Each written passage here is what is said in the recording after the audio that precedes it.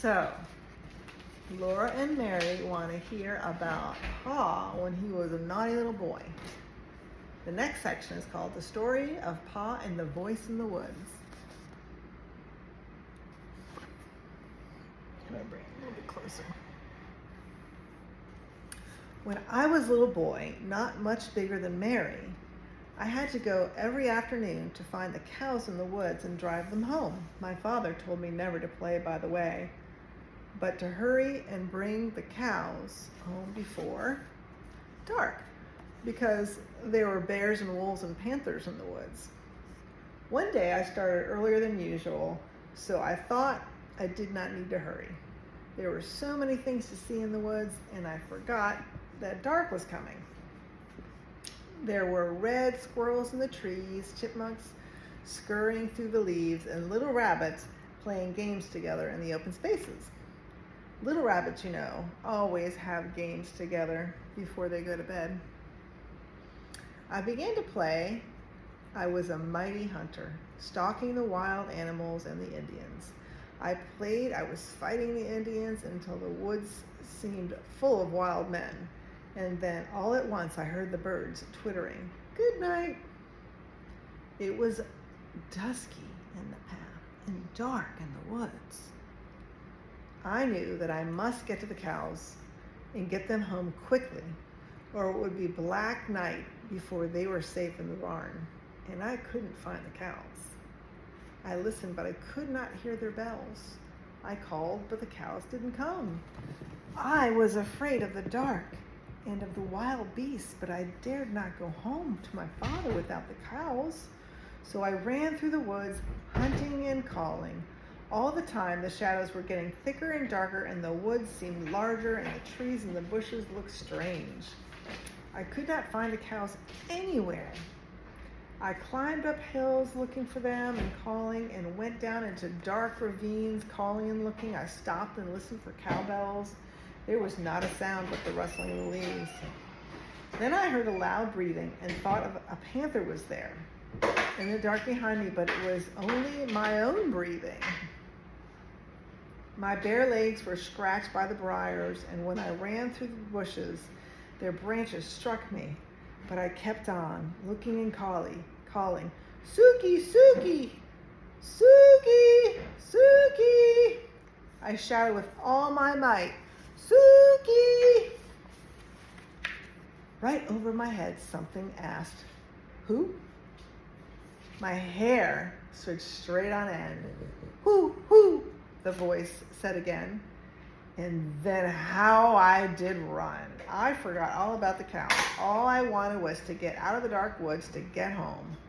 That thing in the dark came after me and called again, "Whoo!" I ran with all my might. I ran till I couldn't breathe, and I still kept running. Something grabbed my foot, and down I went. Up I jumped, and then I ran. Not even a wolf could have caught me. At last, I came out of the dark woods by the barn. There stood all the cows, waiting to be let through the bars. I let them in, and they ran to the house, and then I ran to the house. My father looked up and said, "Young man, what makes you so late? Been playing by the way?" I looked down at my feet, and then I saw that one big toenail had been torn clean off. Ooh, he lost his toenail. And I think he was being chased by that guy. The little owl saying, "Hoo, hoo." And there he is running. He's running through the woods. If you look down here, there's a little animal inside the tree trunk. I don't know what that is. So he tore his big toenail clean off. I had been so scared that I had not felt it hurt until that minute. Pa always stopped telling the story here and waited until Laura said, "Go on, Pa. Please go on." "Well," Pa said, "then your grandpa went out into the yard and cut a stout switch, and he came back into the house and gave me a good thrashing. So I would remember to mind him after that. A big boy 9 years old is old enough to remember to mind, he said. There's a good reason for what I tell you what to do, he said, and if you'll do as you're told, no harm will come to you. Yes, yes, Pa, Laura would say, bouncing up and down on Pa's knee. And then what did he say? He said, if you'd obeyed me, as you should, you wouldn't have been out in the woods after dark, and you wouldn't have been scared by a screech owl. The next chapter is called Christmas. Everybody loves Christmas. Looks like there's throwing snowballs. Christmas was coming. The little log house was almost buried in snow. Great drifts were banked against the walls and the windows, and in the morning when Pa opened the door, there was a wall of snow as high as Laura's head. Pa took the shovel and shoveled it away, and then he shoveled the path to the barn, where the horses and the cows were snug and warm in their stalls. The days were clear and bright. Laura and Mary stood on chairs by the window and looked out across the glittering snow at the glittering trees. Snow was piled all along their bare, dark branches, and it sparkled in the sunshine. Icicles hung from the caves in the house of the snowbanks, and great icicles as large as the top of Laura's arms. They were like glass and full of sharp lights. Pa's breath hung in the air like smoke. When he came along the path from the barn, he breathed it out in clouds, and it froze in the white frost of his mustache and beard. When he came in, stamping the snow from his boots, and caught Laura up in a bear's hug against his cold, big coat, his mustache was beaded with little drops of melting frost. Every night he was busy working on a large piece of board and two small pieces. He whittled them with his knife, he rubbed them with the sandpaper and with the palm of his hand until Laura touched them. They were felt soft and as smooth as silk. Then, with his sharp jackknife, he worked at them, cutting the edges of the large one into little peaks and towers, with a large star carved at the very tallest point. He cut little holes through the wood. He cut holes in the shapes of windows and little stars and crescent moons and circles. All around them he carved tiny leaves and flowers and birds. One of the little boards he shaped in a lovely curve, and around its edges he carved leaves and flowers and stars. And through it he cut crescent moons and curlicues. Around the edges of the smallest board he carved a tiny flowering vine. He made the tiniest shavings, cutting very slowly and carefully, making whatever he thought would be pretty. At last he had the pieces finished, and one night he fitted them together. When this was done, the large piece was a beautifully carved back for a smooth little shelf across its middle. The large star was at the very top of it, and the curved piece supported the shelf underneath, and it was carved beautifully too. And the little vine ran around the edge of the shelf. Pa had made this bracket for a Christmas present for Ma. He hung it carefully against the log wall between the windows, and Ma stood her little China woman on the shelf. The little China woman had a China bonnet on her head, and China curls hung against her China neck. Her China dress was laced across in the front, and she wore a pale pink China apron and little gilt China shoes. She was beautiful, standing on the shelf with flowers and leaves and birds and moons carved all around her, and the large star at the very top. Ma was busy all day long cooking good things for Christmas. She baked salt-rising bread and rye and Indian bread and Swedish crackers and a huge pan of baked beans with salt pork and molasses. She baked vinegar pies and dried apple pies and filled a big jar with cookies. And she let Laura and Mary lick the cake spoon. One morning, she boiled molasses and sugar together until they made a thick syrup.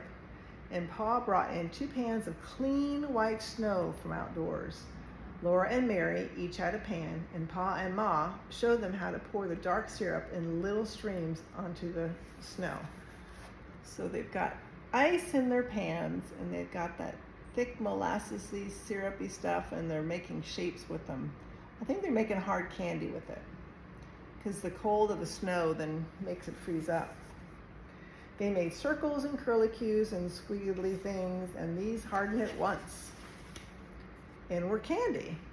Laura and Mary might eat one piece each, but the rest was saved for Christmas Day. All this was done because Aunt Eliza and Uncle Peter and the cousins Peter and Alice and Ella were coming to spend Christmas. The day before, You got 5 minutes. 5 minutes. Okay. The day before Christmas they came. Laura and Mary heard the gay ringing of sleigh bells growing louder every moment, and then the big bobsled came out of the woods and drove up to the gate. Aunt Eliza and Uncle Peter and the cousins were in it, all covered up under blankets and robes and buffalo skins. They were wrapped up in so many coats and mufflers and veils and shawls that they looked like big shapeless bundles. When they all came in, the little house was full and running over. Black Susan ran out and hid in the barn, but Jack leaped in circles through the snow, barking as though he would never stop. Now there were cousins to play with. As soon as Aunt Eliza had unwrapped them, Peter and Alice and Ella and Laura and Mary began to run and shout. At last, Aunt Eliza told them to be quiet. Then Alice said, I'll tell you what let's do. Let's make pictures. Alice said they must go outdoors to do that, and Ma thought it was too cold for Laura to play outdoors, but when she saw how disappointed Laura was, she said she might go, after all, for a little while. She put on Laura's coat and mittens and the warm cape with a hood and wrapped a muffler around her neck and let her go. Laura had never had so much fun. All morning she played outdoors in the snow with Alice and Ella and Peter and Mary making pictures. The way they did it was this way. Each one of them by herself climbed up on a stump, and then all at once, holding their arms out wide, they fell off the stumps into the soft, deep snow. They fell flat on their faces. Then they tried to get up without spoiling the marks they had made when they fell. If they did it well, there in the snow were 5 holes shaped almost exactly like 4 little girls and a boy, arms and legs and all. They called these their pictures. I think they were called snow angels. How much time do you have? 2 minutes, 42 seconds. They played so hard all day that when night came, they were too excited to sleep. But they must sleep or Santa Claus would not come. So they hung their stockings by the fireplace and said their prayers and went to bed. Alice and Ella and Mary and Laura all in one big bed on the floor. Peter had a trundle bed. Aunt Eliza and Uncle Peter were going to sleep in the big bed, and another bed was made in the attic floor for Pa and Ma. The buffalo robes and all the blankets had been brought in from Uncle Peter's sled, so there were enough covers for everybody. Pa and Ma and Aunt Eliza and Uncle Peter sat by the fire talking, and just as Laura was drifting off to sleep, she heard Uncle Peter say, Eliza had a narrow squeak the other day when I was away at Lake City. You know Prince, that big dog of mine? Laura was wide awake at once. She always liked to hear about dogs. She lay still as a mouse and looked at the firelight flickering on the log walls and listened to Uncle Peter. And there they are, all snuggled together. And I think I'm going to have to end soon. Is that right? Is that it? 1 minute, okay. I think that's a good place to end, though. And then I'll start again.